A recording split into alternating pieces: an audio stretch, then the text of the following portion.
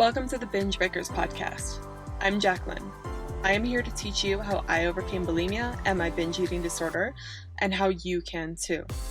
Through simple steps of mind management, repairing your relationship with yourself, understanding your habits, and intuitive eating. All right, hi guys. I am here with Rachel Evans, a psychologist, and she specializes in eating disorders. I found her on Instagram, like I find a lot of people on Instagram, but I wanted to bring her on because I think she's going to offer a very educated and more in-depth view on how to recover from bulimia, and I'm hoping to get out of her some of the tactics she uses with her own clients and how it can benefit you guys. So hi Rachel, welcome. Hi. And tell us a bit about yourself. Let me review this real quick. Tell us what led you to be interested in eating disorders and becoming a psychologist. Yeah, so I guess becoming a psychologist, I think I just knew that I wanted to help people. That's like, I don't want to be cheesy because I'm not that cheesy, but No, like you're that's my fine. calling. And it's the only thing that I can imagine myself doing. But then when I was in school, I remember being in sixth form, so like the last 2 years of school, and I was in my psychology class, like we could pick it for our A levels. And I just remember like looking up how much a psychologist can make. And I was like, oh no, like I can't be a psychologist. That doesn't make enough. Like my dad would want me to make more money. Mm. And so I did psychology at uni because it was like my favorite subject and it was a subject that I did best in. But I was still like, I don't know what to do as a career because I don't know about you where you are, but in England, you have to do extra training after your undergrad degree. So you've done 3 years, but you still need to do extra training and specialize if you wanted to be like a clinical psychologist or like an educational psychologist or something. You need to do extra training. Oh, do you guys only do for undergrad 3 years of Hmm. school? And Yeah, then I forget the whole school system over there. And then you have to do a specialized training. Okay. yeah. And how long is that usually? So depends what it is. So I did a health psychology master's just because I wanted to do educational actually, and I did like my work experience when I was like 16 in a school for children with special needs. But then I did some volunteering abroad, and it was actually quite traumatizing. Like the kids had a lot of special needs, and I don't think I was ready for it at like 17. And I still wanted to do it, but I didn't manage to get any work experience. And then I couldn't get a place on the course without work experience. And then I was like, oh, do you know what? Looking at what I've done, like my projects, like for undergrad was about blood donation. And so that's kind of health psychology. And I was interested in like sports anyway, and like food roundabout, just sort of going on diets when I was younger. So I was like, oh, I'll do a health psychology master's. But even after that, you can't be a health psychologist in England. You have to do stage 2 training, which you need experience. You need to get your own experience basically. And then it's like, again, oh my God, how do I do that? So I didn't do that. And I had a year working abroad as a research assistant. But during that time, I was like getting more strict about what I was eating, especially like my master's in health psychology. So it seems like, I mean, this isn't true, but this is kind of what it feels like. That to publish a paper, you practically have to say, like, obesity is the worst thing ever. We need to cure obesity. So here's my research about food and the psychology of Okay. eating. Um, and so I just kind of took from that, like, a really one level, like, not even understanding, but of just like sugar is bad. I must cut down sugar. I must eat the healthiest things ever. And also thinking on the other hand, I'm not sure if you ever felt like this, but like if I want to be an influencer, if I want to tell other people how to eat healthy, I need to look like I'm eating the healthiest ever, and I need to look like that person on Instagram with like abs and like the Absolutely. tan boobs, even though I have no boobs, so that was never going to work out. But like I Yeah. just thought I need to look like those people, and so I was like really became obsessed about exercise, about cutting down what I was eating. And obviously it wasn't the master's fault, it was just how I took the information that I was reading and like applied it quite black and white. um and I think as well, just going more broadly onto my eating disorder before we get to sort of where I am Sure. today, I was oh yeah, so I had lots of friends at undergrad, like I did lots of clubs, I really enjoyed it, like I liked getting a good mark in exams, like I liked studying. And so I was really happy. And then I think when I finished that on my master's, it was only 2 days a week. And you couldn't really make friends with the people on your course. And then my other friends from uni had like dispersed, and my friends from school like didn't live near me anymore. So I think I was like actually quite isolated, and like I was living with my parents again just to save money. So, and also I stopped doing a sports club, which was like a massive part of my life, and I did training for that every day. So I think all of those things that I was doing went away, and so food could come in as a big thing to take up more of my time and like energy doing those things. And then when I moved abroad, well, actually before I moved abroad, I went out with a guy. I thought he was really attractive. I thought he was really nice. Like we both like going to the gym, and I would tell him, "Oh, I've done this squat," and he'd be like, "Oh, that's really hot." And so I was like, "Oh, amazing." But I don't know if we can swear, but he was an absolute dickhead. And It's like fine. I thought we were going out because I would go to his house and we would like watch TV and hang out and stuff. And then we went on a night out with him and his friends, and he tried to invite me before, but I was like, no, it's okay, I'll come. And he spent the whole time talking to other people and not me. Oh, wow. And I was just like literally crying. Like I called my friend and just cried all the way in a taxi to like her house because I was meant to be staying at this guy's house as well. So Mhm. anyway, then I was like, you probably heard this before, I need to get a revenge body Yeah. and look like the best ever because that will show him. But in That's very hindsight, common in like relationships. Either it's a revenge body or you just put all your effort into fitness and nutrition since you don't have anything else there. Just kind of how you went into isolation. So like I'll focus on all of this. yeah, and I think it was very much like, oh, that belief boys will like me if I'm thinner, and Mhm. that's again very one dimensional, like forgetting everything else about your personality, just thinking, oh, it's just how I look.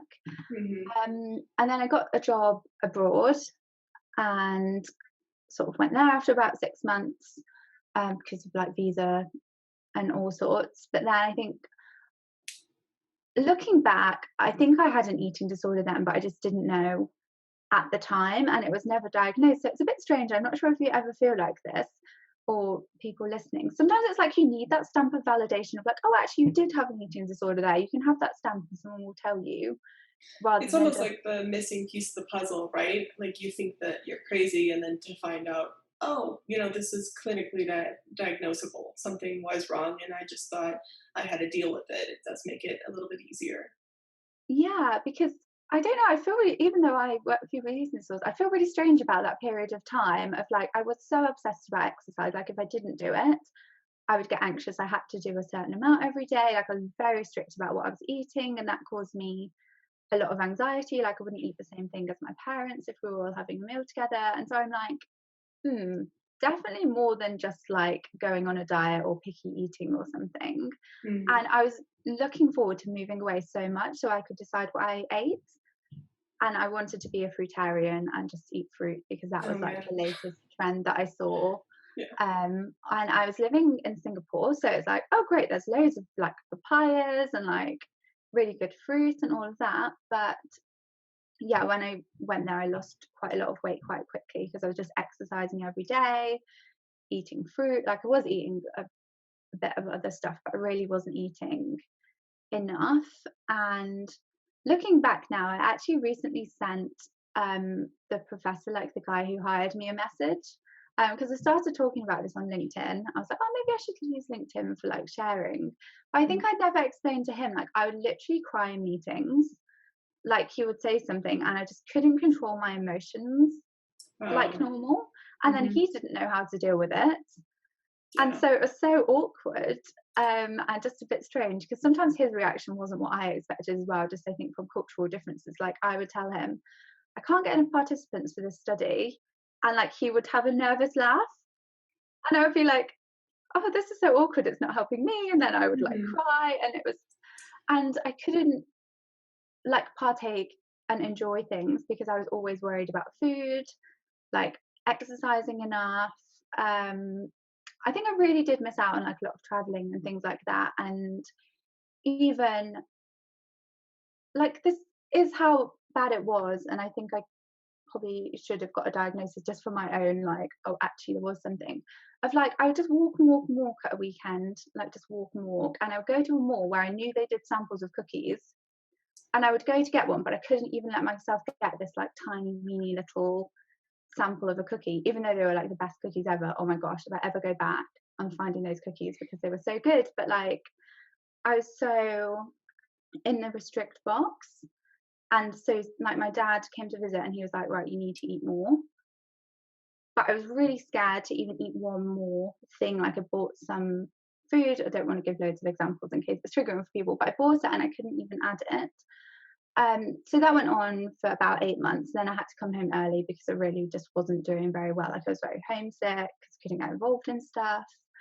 And then when I came home for about another 6 months, I was really restricting, and my family could see that was happening, and they were like, you need to go and get help. You keep saying you're going to change, you keep saying you're going to get better, but you're not. And I think I was quite depressed, but you probably know, like quite often when people aren't eating enough, you feel depressed and you've got the symptoms, but it's not that you're separately depressed.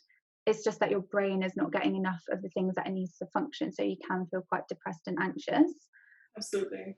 But if you start eating more balanced, then that sort of works itself up. So I did feel quite depressed as well. I did start seeing a lady, a therapist, and it was more just talking about things. And actually, it's funny, since I've been a therapist, sometimes I think about what she said to me, like, oh, you were using that technique on me. Like, I thought we were having a chat, but you were like making me think about it in a different way.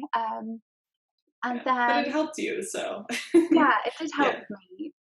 But I started binge eating then.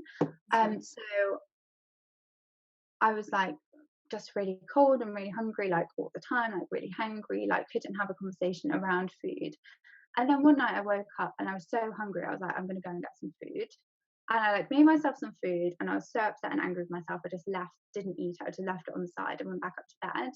And then I woke up again and I was like, I need to go and eat that.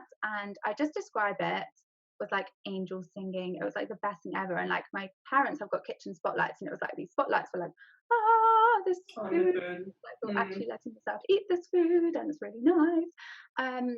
But then after that, it was like something broke, and I just could not stop eating at night. Like I would wake up and just, it wasn't sleepwalking because I knew what I was doing, but also it's like, I can't stop this.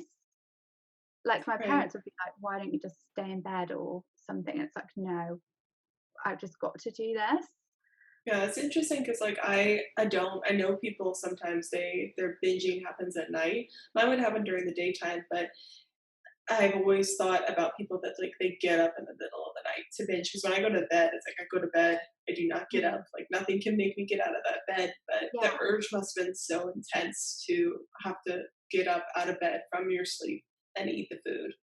Yeah, so it's because I wasn't letting myself eat it in the day, and then you probably know, like at the time I felt so bad that I'd eaten all of that I would eat less in the day. So then you're just setting yourself up to do it again by not eating regular meals in the day.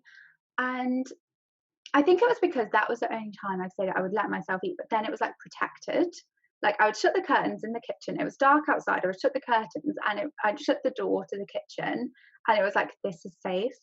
In here, like no one's. And occasionally my dad would come down, but I'd try and be like really quiet as I was just eating like everything in the kitchen, like so much food. Like my parents had to hide food because it was like, I just can't control myself. Wow. And I suppose just like sometimes I would like drive to Tesco at like 6 a.m. because I'd eaten something my mum wanted for the next day, and I was like, oh my god, I've got to go and replace that now.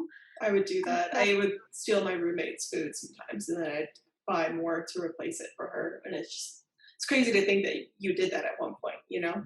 Yeah, and I think it's really important to say, because I think sometimes it's hard that we don't want to get into like, my eating disorder was worse than your eating disorder. I did this 4 times a week. Like it's not that, but I think just telling people it's okay that you did this and this happened, because it's like what I was saying about the sort of automatic, like I need to go and eat this.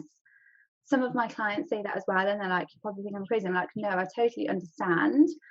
And that if someone just tells you, oh, just don't do it, that's not going to be enough. To do it. So we need to come at it in a lot of ways, which I think we'll come on to later, but just for the story. So that was happening. And then I stopped seeing my therapist because I did actually get another boyfriend who is now my husband. I got him after this horrible guy, and he was with me all the time I was abroad, all the time I was being hungry. Like, he really saw me at my worst. But at that point, we just argued like every time we met up, and then we couldn't really do anything. Like, we couldn't go out because I wouldn't want to eat anything when we were out. We couldn't have a nice time. And so we split up. Like, we were both sad, but we were like, he was like, well, I can't keep seeing you. And my therapist told me, or we were having a conversation, it kind of like, oh, why don't you just go and knock on his door and see him? So I did, and he practically shut my door in the door in my face. Oh, wow. And so then I fell out with the therapist because she gave me bad advice, which is not, in hindsight, I'm like, oh no, that doesn't mean that she's a bad therapist. It just means that she doesn't know him. She thought that was a good idea. Maybe it would have been better if you actually stayed and worked through things, because as well. So then once I started the eating at night, then I would make myself sick sometimes because I had other rules like, oh, I can't eat dairy or something. And then so if I was so like couldn't stop myself eating something with dairy, then I would make myself sick.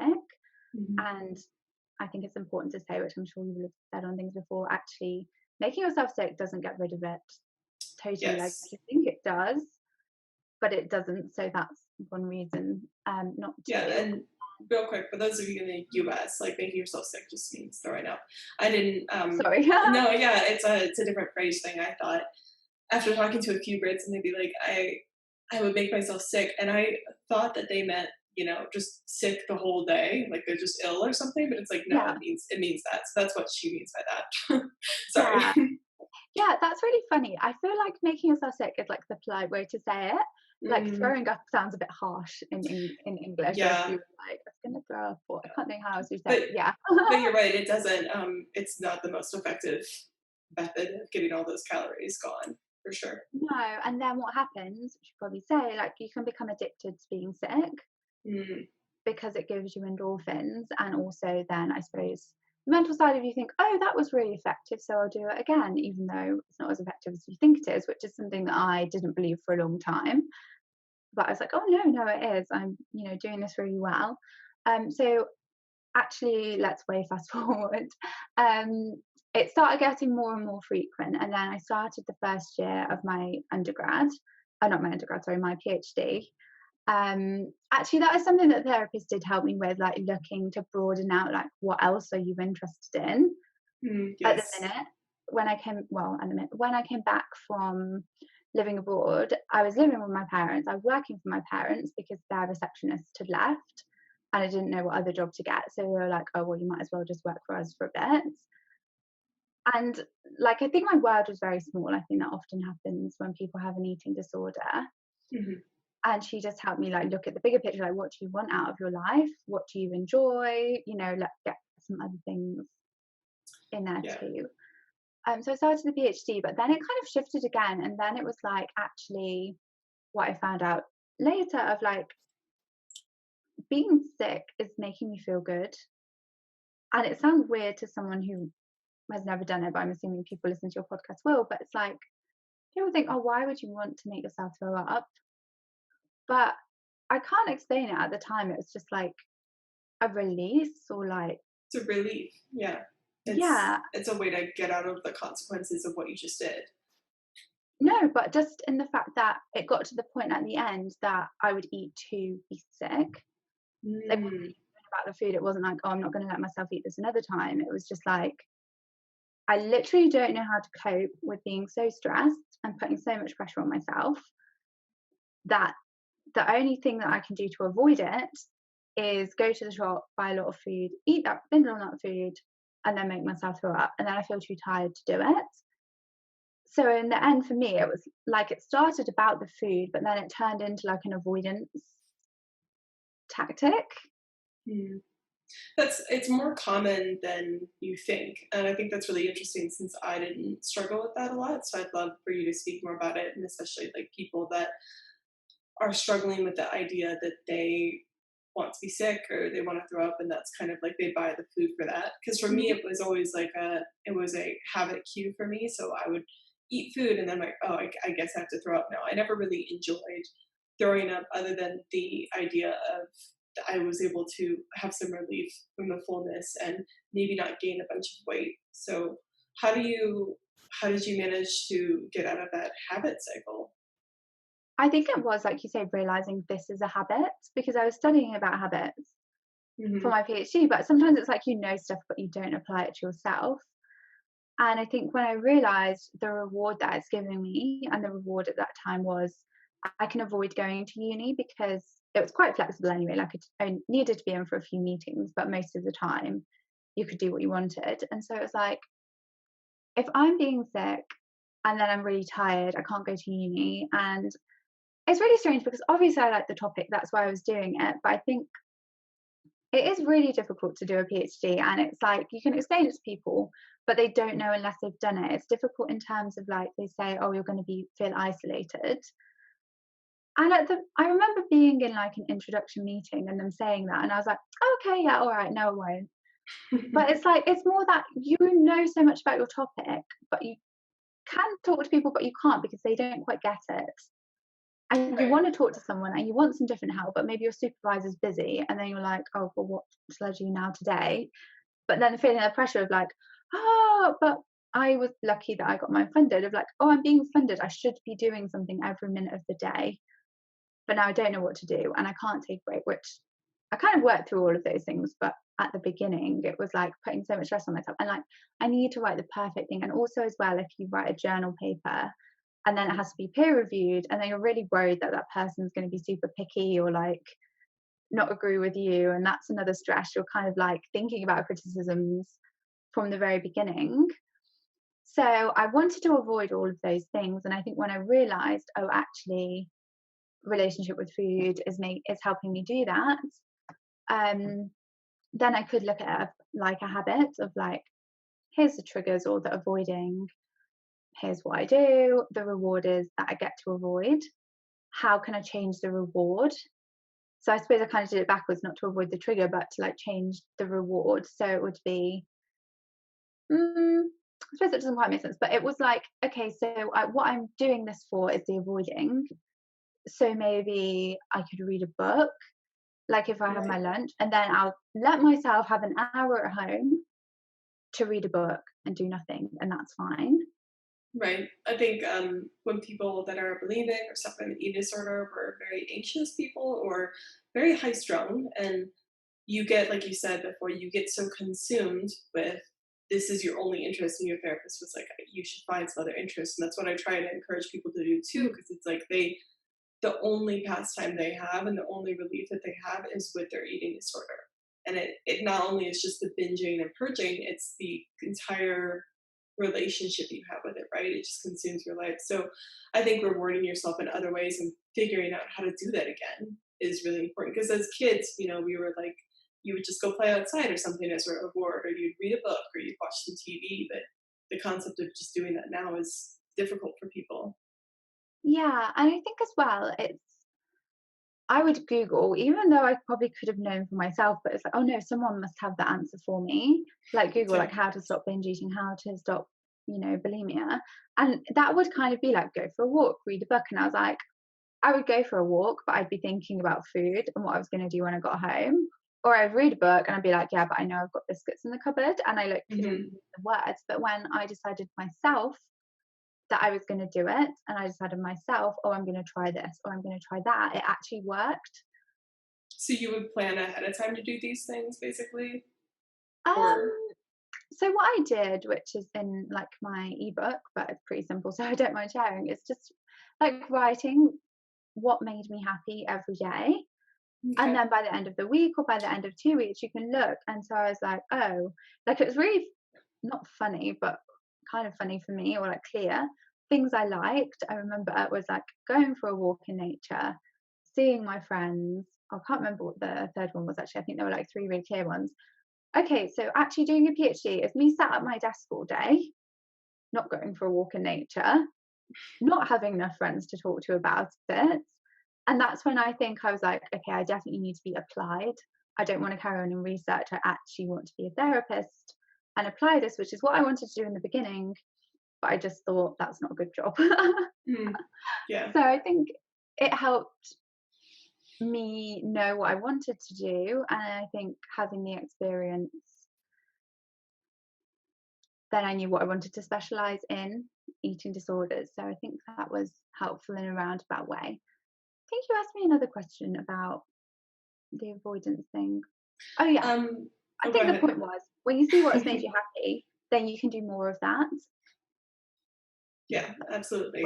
I think writing down things is something that's helped me tremendously. But a lot of times you get stuck in your head and you think that, oh, I have it all up here, right? But it's just a jumbled mess. And writing down what you actually want to do, being brutally honest with yourself, and then you look at your life and you're like, wow, I'm doing none of these things. Like Yeah, you said with your PhD, it's like I'm not. Even though a lot of people think that they need to have these grand goals for their life and they need to be tremendously successful and all of their hobbies need to be so astute or whatever like that. But really, I mean, just taking a walk is a simple pleasure most people really they like, or talking with your friends is something people enjoy. So I think that's brilliant, and accepting that those are just normal things that you should include in your daily life. yeah, and I think the pressure from other people as well. Though I was thinking when you were saying that was that's kind of one of the things. There's never just one thing why someone has an eating disorder, but that kicked it off as well. Just thinking I need to have my whole life planned out, and because I don't, I've somehow failed. I Mhm. should know exactly what I want to be. And then did this like personal development course thing when I was at uni, and the lady was saying like some people know what they want to be. So say you want to be a dentist or like a doctor or something, and you know all the steps to get there, and you can just take like a straight line up. But some people just kind of go to here and then they decide what they want to do. And then they go to here. And then people decide and then they go to here. And it's like, oh my God, that's what I do and that's okay. Yeah, yeah. And I think that just made me so happy to realize, oh, do you know what? I don't need to know everything ever. Because I think as well, when you're young, I would say, like when you're thinking what you want to do for uni or you've come out of uni, I think at family parties and stuff, everyone asks you, oh, so what do you want to do? And you feel like you Mhm. need this complete answer. Absolutely. I think there's a lot of pressure in your life to have everything figured out. And I think it all just comes from a projection of us. Like we think that. But a lot of people, like you said, they struggle and they don't necessarily know till here or here later on in the road. I mean, when I was a kid, all I was good at was drawing and being an artist. So I was just like, oh, I'm gonna go into this. And then years and years later now, it turns out I have a huge passion for this instead. And I would have never known that if I hadn't gone through the journey that I did. So sometimes just being in it and being open to learning about those experiences can be better. But we carry the shame around if we don't know for some reason. And that's all just in your head. Mm.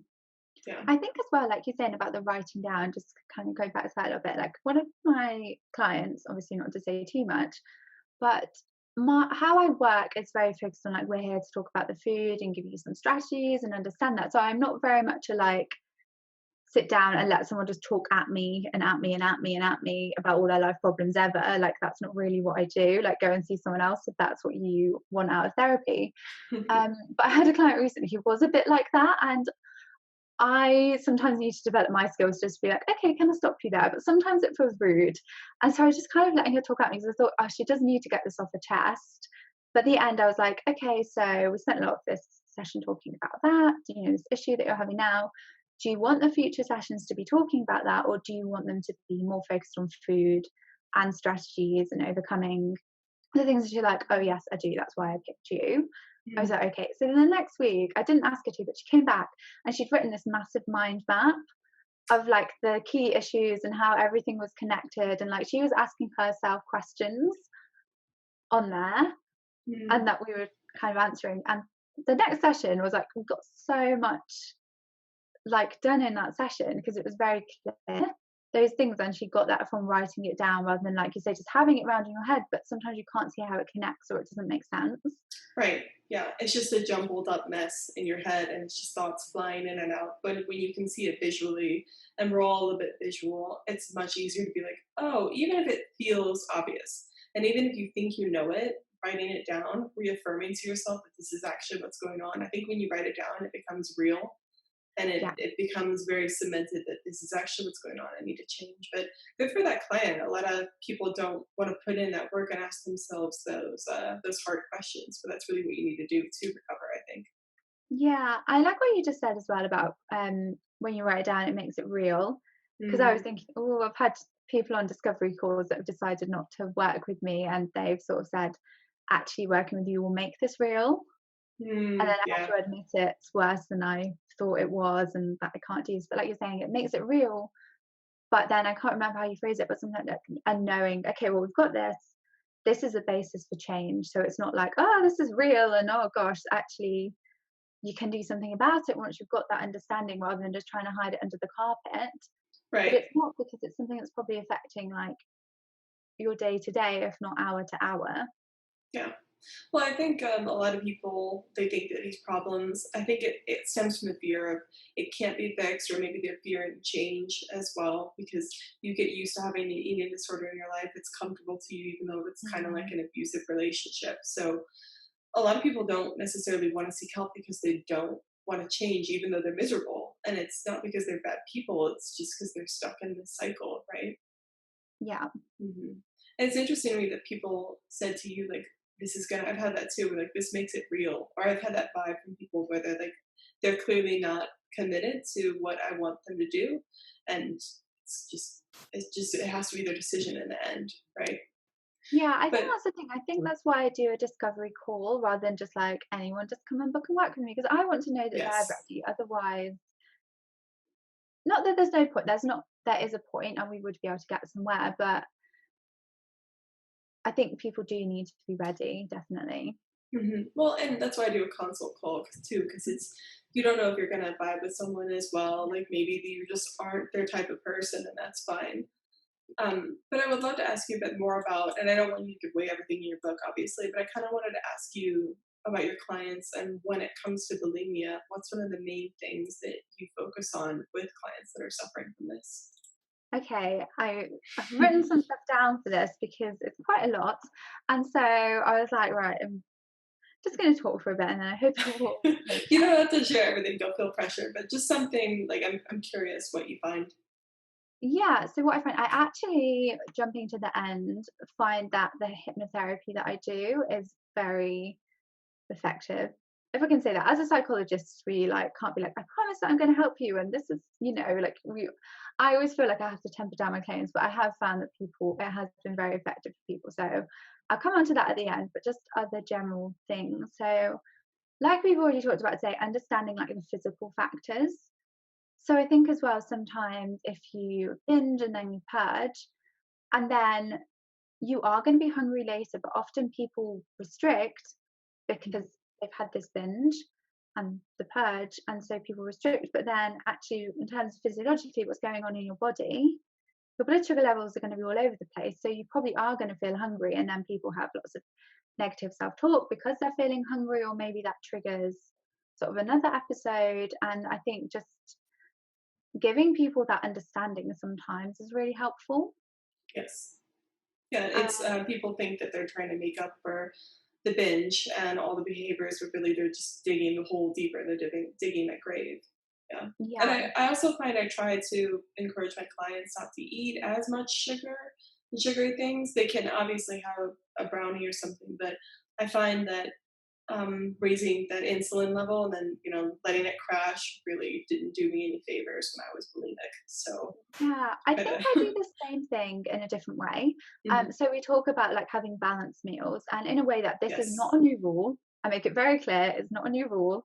It's just a guideline and something to think about. So if someone was just having like cereal for breakfast, maybe adding some like nuts and seeds or something, and maybe some fruit. So basically, just complex carbs, fats, healthy fats, Mhm. and like protein. I think that's everything, like fruit and veg. Um, where you can, obviously, we're not going to get obsessive about it, but and explaining that's going to keep your blood sugar stable. And then, like you said, if someone wants to eat a brownie, but then they're feeling a certain way afterwards, just helping them take a step back and be like, oh, do you know what? Maybe why I'm feeling like this now is because I had that brownie, and it's okay for me to have that. but I can understand why I'm feeling this now. So maybe next time I have a brownie, maybe I'll also have like a brownie with some peanut butter on top or something. Right. Yes, if we're getting into it, it's more calories, but actually in terms of blood sugar and how you're feeling, probably going to be fuller from that. And so it kind of balances out. So Yeah, and your emotions will be all over the place. Yeah, yeah, absolutely. yeah, and probably you do too, like about accepting emotions and that you might have been told certain things like it's not good for you to get angry or you're not allowed to be upset or don't cry like when you're a child or whatever it was, but actually it's okay to feel all of your emotions. And sometimes that comes up as a reason that people don't want to recover as well. Not that they don't want to recover, but like a sticking point of like, oh, but if I'm not binging purging, then I actually have to feel those emotions rather than just blocking them or trying to um, sort of manage them through the Mhm. binging purging. So obviously we work on that too. Emotion management. What else have I put? Yeah, like what we were talking about earlier, understanding it as a habit and how to Yes. break the habit. So like we said, avoiding the triggers, um, either avoiding them or managing the environment so they're not there Right. anyway, or if they are, how could we deal with them in a better way? Oh, sorry, I didn't know if Oh, you'd gone. did I break up? Sorry. That's okay. Yeah, and then also, like I was saying before too, like how can we get a different reward? What behavior could you put in the place of binging and purging instead? And I kind of say it's like a trial and error because maybe something isn't going to work and that's okay. I don't expect someone to come back the next week and just everything has been totally fine. That's not always realistic. No, I think a lot Um, of people expect themselves to get better. Am I still breaking up a lot? oh no, you're okay. Okay, yeah. If I think people want to, when after their first session, they want to get immediately better. And it's like, Mm, no, that's not how it works. And they don't, like, after their first failure, maybe they have a session. Sorry, my sound is like a little off. I don't know what's going on with that. But they find that after like one session and then they make a mistake, maybe they binge and purge in between then, and then they just use that as an excuse to be like, I'll never ever get better. And mm. it's just this unrealistic expectation that they have for themselves. Yeah, and I kind of say to people in the beginning, you can keep it as an option, but we're trying to help you find better options that you I want like that. more. So it gets to the point that, oh, I don't even want that option actually. Hmm. What else did you say? I was going to say something on what you said, but I can't remember what that was now. Um, Well, I wanted to dive a little bit back into avoiding emotions because I practice with people a lot of like mm, feeling your emotions. So I think that was a big thing that I struggle with, and what I see my clients struggle with is that they can't handle anxiety, they can't handle mm, any of these feelings, and how to feel them. I kind of talk about it as you just kind of lean into the emotion and you just try to feel it in your body and describe it as best as you possibly mm. can and understand that emotion isn't going to kill you, right? But is there any things you can speak to on how to handle your emotions? Just like a quick Yeah, tip. so I think one thing on that, I don't have the exact journal paper reference for you, Yeah. but it's essentially saying that our emotions are coming from the limbic system, which is like the midbrain, and so more like primitive, if we're going to say that. Whereas when we, like you say, we try and describe it, then we're giving the control back to our logical brain or like the prefrontal cortex. Hmm. And so actually, then it's easier for us to be rational about it, and rather than just be carried along by the emotion we can Yes. actually stop and take that step back. So I think that's really good. I don't think I asked my clients to try and describe it, so that's interesting. Maybe I'll try that. I kind of tell them to like look at it and just say like, I'm experiencing this emotion, and if you can label it, if you know, then go ahead and say what kind of emotion, what emotion it is. But if you don't know, just I'm experiencing a big emotion. Thank you, mind. Hmm. Because again, it's kind of a cut off, and it's called cognitive defusion. Again, it's like separating out the being in the emotion from being able to look at the emotion. And sometimes I'm really real with my clients. I'm like, if you need to scream into a pillow and just cry, scream into a pillow and cry, because I know sometimes when I was trying, like I was like, right, I've made the decision, I'm not going to binge and purge anymore. But it's like, I don't know, I could just feel it in my body that I wanted to. And so I'd literally just like lie on my bed and hug my pillow and have a cry until I just felt like it had gone away. Yeah. Yeah. And I I think mean, sometimes, that's the experience of feeling it, though, right? Because hmm, I think obviously there have been some things to show that, if you're angry, it's probably not best to start punching things because Oh then yeah. it's just going to make you angrier, right? Mhm. But with crying, crying not only calms you down, I forget what that is, but something about actual tears helps calm you, which is interesting. I was But gonna research about that actually, and then I haven't yeah, been, I but haven't it's either, but I've heard so that, which I was like, interesting. yeah, it makes Yeah. sense. So crying can actually be a really effective way of calming you down in the long run. But I think we just think that feeling emotions is weak, but really, if you're able to feel and handle your emotions like an adult, then it's really powerful and you can do a lot of things. So I think it's excellent that you say you have to experience it and feel it. Yeah, and Mhm. something else I've done sort of just from this year in my sort of 3 month package that I have is people get essential oils as well. So they physiologically, like you smell it, and you think your nose is close to your brain, and so has like a physiological effect on you as well. And there is some science behind it, but also just from my personal experience as well, and from how it's helped my clients. Like the ones that I buy have like certain emotions ones. So there's one called like peace. And when I was trying to write my thesis and hand it in, I was like really anxious. Like sometimes I get anxious and feel it in my body, and I would smell this oil. And part of it might just be that you're taking deep breaths, and obviously that's calming, like activating rest and digest. But it did genuinely make me feel better. Mm. And there's one called Console as well, and a lot of clients like that one too. And they say they smell it and they already are starting to feel better. So I think it's just giving people a tool. And like you were saying, they know there's something they can do in this situation rather than just feeling like, oh, I'm so out of control, I don't even know. I might kind of sometimes I thought I might as well just make myself sick now anyway. Like I've tried a little bit and it didn't work, so I might as well just, I think throwing the towel sounds a bit harsh, but sometimes that's how people think, like I'll just give up Yeah. now. Well, I don't.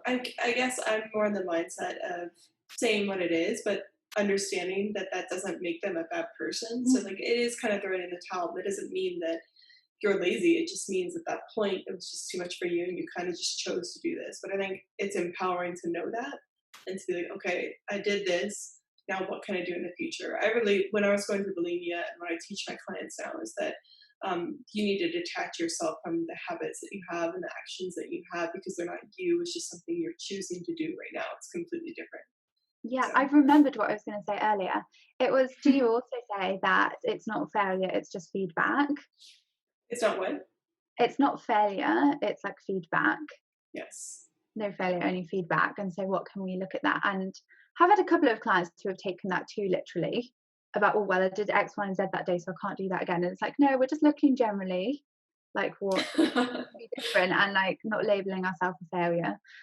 Yeah, and then when I was saying like I was throwing in the towel, I think that's what people think. Obviously, I would try and help my client be positive, but I Mhm. think sometimes at the beginning, definitely people's mind just goes to the negative, and it's about having those conversations every week about how you can reframe it as a more positive, Mhm. like empowering thing as well. Yeah, because you're not gonna just go from 0 to 100 and all of a sudden, you once you know about all these things, once you know that the negative thoughts aren't really helping you, and this habit isn't really that great, and all those things, it doesn't mean that you're gonna suddenly change. But now you have that awareness, so when those thoughts come in, you can slowly start to build a habit of like, oh, that's not useful. We think this now, or we don't really acknowledge those things, and we're thinking differently about those things now. So I think that's great that you also try to teach clients how to do that. Yeah, and then I guess other things that we would cover, which you probably cover too, is like I don't just spend the whole session talking about people's childhood, but just thinking about where did your beliefs around food come from? Where did your beliefs about your body image come from? And sort Ooh, of that's going a back and fascinating one. questioning those. Because a lot of the time as well, say if people have been bullied and that was just one thing, but that changes how you view the world then, and then your other experiences are viewed from that sort of filter. Sometimes people go back and they're like, oh, the bully, like she looked just like me. She was bullying me for being fat, but she Right? also looked the same as me. So that doesn't make sense. Yeah, And she was somehow just it just insecure. can't think of what the word is, but I'm just imagining like the belief is like this, and it just takes all the foundations out of the belief and just that's topples the belief of like, It oh shows that it's so kind of irrational. Like it makes yeah, sense where it came from, but it also you're like, oh, that's kind of stupid that I built my whole basis of my thoughts around this. that from this one moment of this maybe child that didn't understand how to handle their emotions either. It was clearly reaching out for their own struggles, right? Which Yeah, is funny. Yeah, yeah.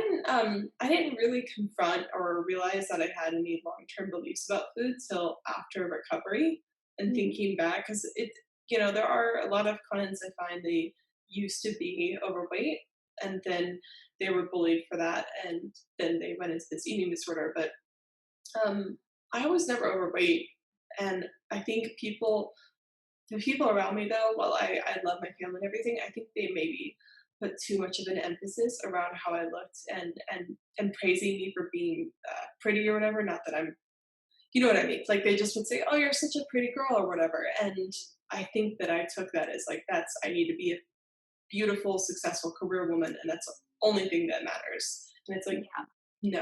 no, like you were saying with your one of your relationships, you're like, if I can just be thin, then I can have the perfect people will find me attractive and then we'll have a relationship with that. And that's not how it works. So anyway, Yeah, sorry, this is a side tangent. no, but I think when people tell you that, because I remember as well, like I was doing a lot of training in my first year at uni, Mhm. and I had my own room, but I shared a bathroom with someone.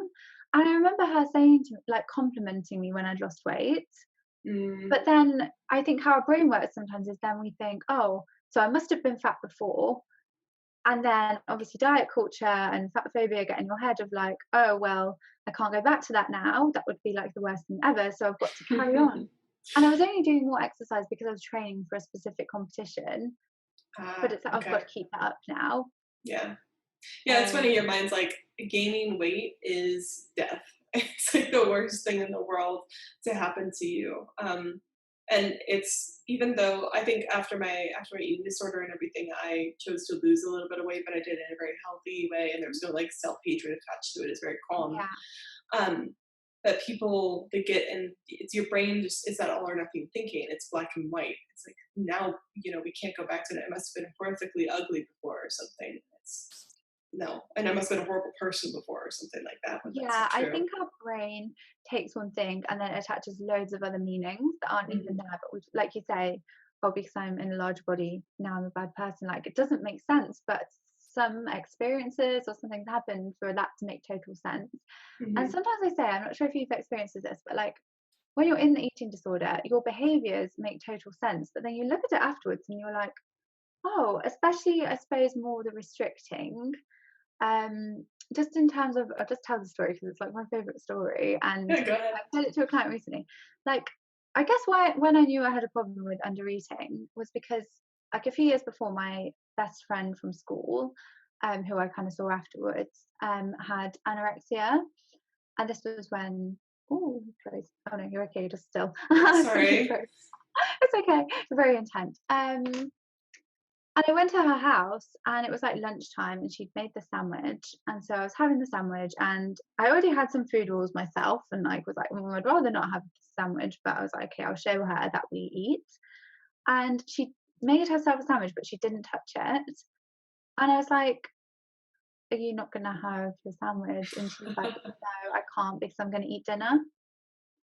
And I was like, what? Well, yeah, like breakfast, lunch, and dinner. Mhm. And she's like, no, I can't. I've got to eat dinner because my parents are going to be there. Like, she didn't touch it. And it got to the point that that made perfect sense to me. And I was like, okay, that makes perfect sense now. I know there's something not right. And I think when I talk to a lot of my clients, they kind of, well, hopefully when they're getting better, they can see that they had these rules and these things that made sense. But actually now it's like, it's obviously not, but it's like your brain has changed and that just doesn't make sense anymore. Yeah. Well, you can see the reasons clearly for why you were doing those things, but now you handle them in a much better way because they offer more net positives in your life, right? It's like you could go back to doing those things, but were they really the best way to deal with everything around you? Did they really make your life better? Probably not. Yeah, I think that's what thing that I was going to say, not quite in this conversation, but I'm going to say it now, otherwise I might forget. Yeah. Just in terms of actually what you're saying about change being a long process, it is and it isn't. Like I've had people with the hypnotherapy and the urge to purge has just gone totally away. Oh, wow. And she was still binge eating then, and we did that in a second session, but she was just like, it's just gone. And I've had a new client recently, obviously without saying too much, but she was like, I just made up my mind last month that I wasn't gonna purge anymore. Hmm. She's like not even tempted, which normally, like for me, when I decided not to, it was very much like I want to be, and then I would just sit on the sofa and watch TV, so I wasn't doing anything else. And I still wanted to, but I just didn't. And it was really interesting talking to her, because I think sometimes we have to make it like the negatives of doing it are so negative. I don't think this makes sense. So for her, it was like that she was really anxious, and first the binging and purging started to make her less anxious, but then she realized it was making her more anxious. And Yes. that realization of like, oh, that she just stopped. And so now she is struggling like with restricting, because she still has like body Other image things going issues and on. Yeah. that she wants help with. But I think it's like, there's cons of it, don't you? You know there's negatives, but for a long time they're not negative enough to make you Sure. change. Yeah. I think for people, what I do is I have them write out every nitty gritty detail of like how it impacts their life, because Mm. when you're in the eating disorder, you're like, it just causes me some stress, takes up some time out of my day, and I don't feel so good. Like that's what you think. But when you write out every single way that it possibly affects your day, like in terms of your relationships, how does it affect your career, your job, maybe your kids if you have kids. Like for me, my whole life was falling apart because of these obsessive behaviors that I had. And there was one point where I would be eating this meal with my boyfriend, and who I've been dating for 6 years, and I wanted him to just stop talking because I wanted to Yeah. eat my food instead. And it's like when you really get down to it, like it causes, and like your client, she said, um, it actually makes me feel more anxious, which is totally true. It makes it worse, but it's just that temporary relief. But then there's those net negatives that are way bigger. Uh, Yeah, I think yeah, for her it's like, I can't stand feeling this anxious afterwards, so I am going to stop. And I think, yeah, I had a whole laundry list of reasons that I knew it was bad, but I think it was only when I was like, this is the first thing that I think about in the morning. If I mm, do go to uni, I'm literally thinking, what am I going to buy on the way home? And I can't concentrate on what I'm doing. yep, That I was really like, okay, I cannot have my life and every minute of my life controlled by this. yeah. I mean, you see other people that aren't controlled by it. That's really helpful. Like if you actually talk to someone that's like, no, I don't think that way at all. I don't care about food at all. They care about it to a healthy extent, but that's really helpful to be like, oh, your life must be so much nicer since you don't have this weighing you down all the time. And there's something else you said I wanted to clarify. It can be a fast process. You're totally right, because I see a lot of people and it takes a while. But then there are also people, myself included, that when you truly go all in on recovery, all in on making that commitment, you can recover very quickly. So I think that's really important. You said a lot of people expect it to be this long haul road, and that's not necessarily the case. Yeah, I think some of the work, like we talked about earlier, with the work is getting to have a positive expectation of what you can do and Hmm. believe in yourself. Because as well, I think when I was struggling, I would watch like YouTube videos, and the person like, you have to choose to recover, and I was like, I'm trying to choose. Like, do they would make it sound so easy, like it's a choice, but in one hand it is. But if you're not at that point, maybe you need some help to help you get to that point that you can make that choice and be Yeah. committed to that choice. Um, I guess the other thing that I wanted to say is why I decided to do the hypnotherapy was because I was feeling like, I don't know if you ever feel, sometimes you have the same conversation for like 3 weeks and you're like, oh, I've tried my different techniques on this. We don't seem Hmm. to quite be getting there.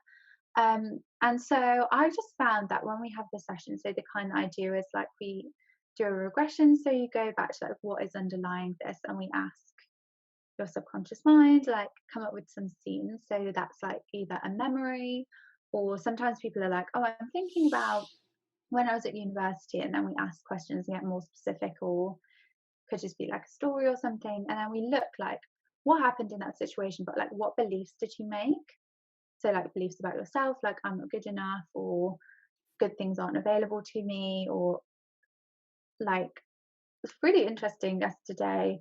My client, obviously without too much, this is so broad, could like pinpoint the time that she decided that she wasn't going to be confident anymore. And we went back to this and she's like, yeah, I was studying class and X, Y, and Z happened. And I was like, I can't put myself out there like this. Everyone's looking at me. I'm not going to be confident. I'm going to be really shy. But then Wow. that has lots of other impacts in that then this is quite general for a lot of my clients actually, was struggling to make friends. And so that was like the eating disorder is your friend when you don't Yeah. have the other one. So obviously had a big impact. But so we find those beliefs and then we sort of reframe them. But I just find that obviously there's different techniques I can do too, but it's like it is explainable, but it feels unexplainable that sometimes when people say something in hypnosis that they're going to do, or you'll say, right, I'm letting go of this, you actually can in a different way. Like I've had clients say stuff that they've said to me before in a session, like, I'm going to do this. And then the next day they message me like, oh, I've done that thing now, like really excited about doing it. Hmm. And I'm like, oh, how does it make such a difference? But it just does. Yeah, that's fascinating. I don't do hypnotherapy, so I'm really that's intriguing that that is so effective. I might have to look into that and see if I can do something Yeah. like that with my clients. And I Because think as well, people have a lot of misconceptions, like they think I'm going to be out of control or I'm not going to remember what yes, happened, but it practically feels like a conversation with your eyes shut and you hmm, just feel really relaxed. But sometimes people can get answers that either you wouldn't have allowed yourself to get if we were just talking in the session. yeah, because you either you second guess yourself or you just bury things kind of in the deep of your mind, whatever. It's very easy to just silence those thoughts, and Yeah, those and it's extra also beliefs. really interesting that sometimes people go back to stuff that you wouldn't have thought was related. Yeah. And then it turns out to be, so sometimes so we usually do about 3 or 4 scenes and then we link those together and look at the beliefs that people have made. But do you know when it's the first one, they're like, I can't think of an example for you that's too general, but it's just like, oh, am I doing this right? Like, what? Oh, that Mhm. doesn't make sense. But then it does make perfect sense when we've looked at all the other experiences in someone's life and sort of how that shaped, even just like we say, their confidence or their personality or something else that was like, I don't know, Just just not. chipping away at your self-worth as well a lot of the time. Yeah, absolutely. I hate to cut it short because I'm Oh, pretty yeah, I could interested in talk the for it topic. forever. No, you've been great. I really appreciate how prepared you were, and also how many little things that you shared. Not only about your story, I know it's like it's very vulnerable position to talk about your own experience, but I think it's really helpful for people to listen to because it makes them feel less isolated, less crazy, and then also all the tips that you share about your own clients and how you help them. I just want to share one more thing, if that's Sure, go okay, ahead. Yeah. Mhm. quickly. That I've written on the bottom of this page, like, you deserve to recover. The person listening, you Mm. deserve to recover, because it really breaks my heart that a lot of clients say, like, I don't think I deserve to eat nice things, or I don't think I deserve to treat myself kindly. And that really is so fundamental. If you don't believe that you deserve to recover, then it's going to be harder for you too. And you definitely do. Just just that everyone is valuable just for being you. And I think sometimes that takes a while to sink in, but it's true. Yeah, I love that you ended it that way because I have a lot of clients too that they've neglected themselves so much because they think that they're not worth it and that it's selfish somehow to spend time on themselves when really when you give to yourself then you afford to give to other people. I had a client that like she just didn't even like the idea of using lotion just because she felt like it was hard to touch her own skin and then she also felt Yeah. like she didn't feel it felt luxurious to her and like she didn't deserve that. So it breaks my heart too. And everyone deserves that. Every living creature deserves that. So firmly believe that. So before you go, where's the best place for people to find you? Yeah, so my Instagram, which I guess is going to be tagged in this if it's Yeah. on your Instagram, but it's just Rachel, just EL, dot Evans PhD. Hmm. And then my website is eatingdisordertherapist.co.uk. But sometimes people can't find me because I just did my website recently and sometimes it doesn't come up. So that's quite unfortunate. But That's awesome that you get got me through Instagram. when I type into Google Rachel Evans eating disorder therapist, then it Mhm. comes up for Oh, sure. does But it? That's yeah, good. it does. Yeah. Also your URL is really convenient. Like that's an awesome it's a very I feel like expensive URL because it's very blunt and tells exactly what people are looking for. So it's awesome you got a hold of that URL. Yeah, I was But like, do it because that's should I do my name? That's a whole nother side, isn't it? When you get your own business, and then you have to start uh, thinking about all these things. But I was like, just go for it. just keep on going. You can always change things later, and hopefully you'll have more money to do that. Yeah. But also, you have a 5-day mini challenge. Can you tell us a bit more about that? Yes. So it's kind of helping you. Well, the aim is to help you get a breakthrough, and like we already talked about now, what is your eating disorder costing you? Hmm.